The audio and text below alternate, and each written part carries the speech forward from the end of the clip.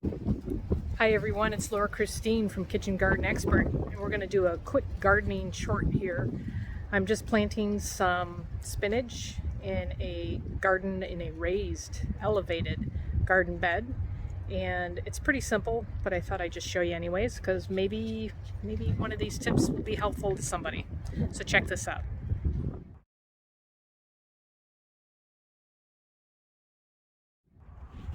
So actually here we have, it's got to be cleaned. And as you can see, I'm going to bring the soil up to about here. I've got garden soil, which is a mixture of pulverized soil, compost, and sand. So as you can see, I've basically pulled up just any existing plants here. I'm going to put that in my compost pile. But I'm only roughing up a little bit, maybe a ½ inch to an inch of the soil. I tend to not till it because I don't want any weed seeds to grow and upset everything. So now I'm going to add extra soil to this. I call this stuff black gold. I bought this from a supply place. They mix it, but it's 40% compost, 40% soil, and 20% sand. And you can see how rich and dark this is. It adds to the soil I've got in the bed. So here's the finished product. Pretty simple.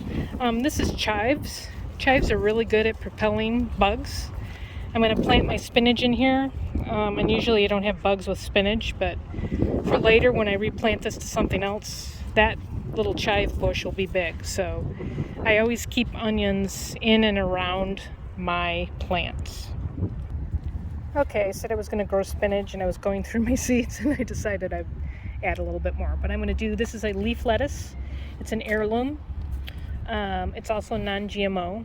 I could not get organic in this kind, but I always look for heirloom, and what that means is this plant, when I let it go to seed, I usually let a few plants go to seed.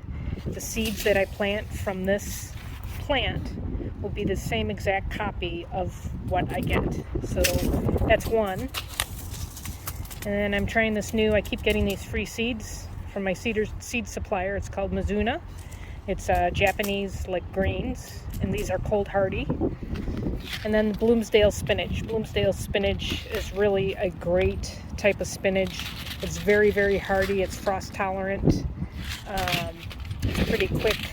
And for the spinach, and actually all of these guys, I'm going to only plant a portion of the garden bed, and then in a week or two, more likely 2 weeks, then I'm going to plant them again.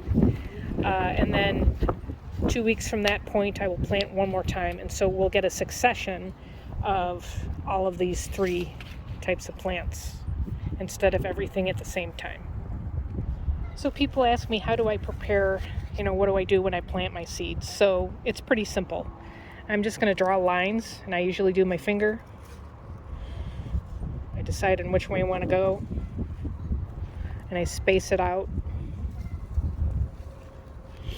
We'll just do this section just for an example. And these seeds need to be about 1/4 of an inch, and that is about 1/4 of an inch deep.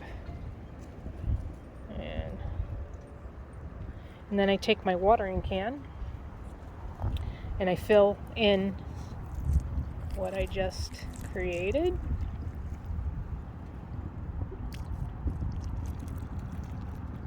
Which actually makes it slightly deeper, but the whole purpose in this is that seed will hit the moisture.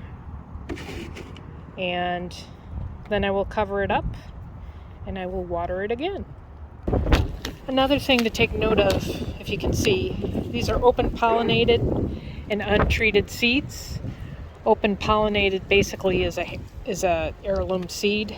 Untreated, there are seeds out there that they treat in order to have them germinate quickly, or actually protect the seed from rotting. Sometimes they put chemical on it to protect the seed from rotting.